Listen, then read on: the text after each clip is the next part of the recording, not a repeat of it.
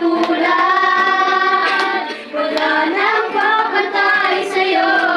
Ikaw ang Diyos, ikaw ang man, maging ngayon at kailanman. Sa habang panahon, wala kang katulad. Meron wala kang katulad, Panginoon.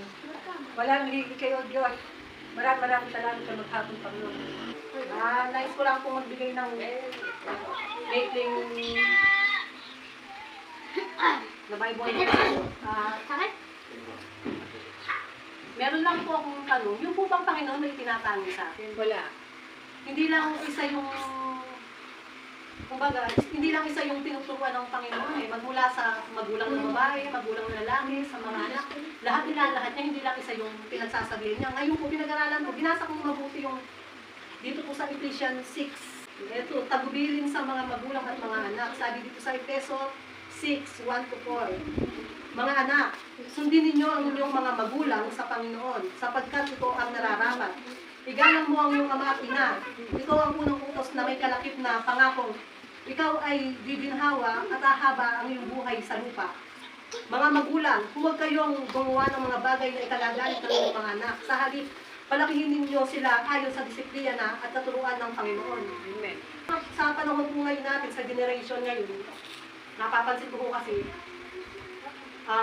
iba na yung mga kabataan ngayon. Halos kadalasan problema sa pamilya is yung mga anak. Kaya, nagpapasalamat ako dahil kasi meron tayong magulang na nag-a-guide sa atin kung ano ba yung nararapat natin gawin para magbuklod-buklod tayong mga anak niya. Kung paano yung paggalang na ginagawa niyo sa amin, ganun yung gagawin namin paggalang sa inyo bilang mga anak namin. Kaya sana, number 1, matuto tayong makinig. Alam ko meron siyang sinabi doon na siya Panginoon na siya, pero nasabi na niya na yung kalooban pa rin ng Diyos Ama yung mangyari. Ay, yung Diyos na yun. Ano pa ba yung tayo lang na tao na hindi tayo dapat sumunod sa ating mga magulang sa Panginoon natin. Kaya iba rin yung meron tayong magulang na nagagay sa atin na yung sa tamang landas na magmula bata ay yung katulad yan sa akin.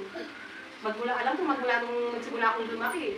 Hindi man din nakakakilala pa yung tatay nun, pero alam na natin na dapat nag-church tayo. May sa buhay natin kung ano man ba yung ibinigay na teksto ng Panginoon ngayon. Simulan natin sa buhay natin kasi hindi naman limit sa atin na ganyan na yung panahon. Iba na yung takbo ng panahon. Kaya sana, paunti-unti, nade-develop natin yung sarili natin sa tama. Patuloy na magpasalamat tayo sa Panginoon sa kalakasan, tagalakan na patuloy na yung pinagkakaloob sa atin. It doesn't matter kung nanay ka, tatay ka, anak, ako. Parang ano lang din yan eh. Kung mayaman ka o mahirap, hindi rin ang matter sa siya. As long as kumabit ka sa kanya, tao sa puso. Ganyan ang Panginoon. Wala siyang tinatangi isa man sa atin. At ano man ang isipin natin, alam ng Diyos yan. Kung ano man ang bilang ng buhok natin, alam ng Diyos. Pati yung buhangin sa dalampasigan, alam ng Diyos ang bilang ng ultimo bituin. Alam ng Panginoon yan. Kaya walang nalilim sa Diyos kahit na ito'y nakatago, nililim natin. Alam ng Panginoon yan. Walang nalilingit sa Panginoon. Lahat alam ng Panginoon yan. Yung kasalanan din natin bawat isa, alam ng Diyos yan. Pero yung good news, kahit makasalanan tayo, nilinis tayo ng Panginoon. Amen. At kasing liit lang ng buto ng pananampalataya natin na ligtas tayo. Amen.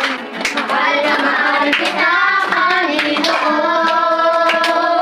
Kailanman kita magpapalik, magpasabihin mo'y langit. Mahal na mahal kita, Panginoon.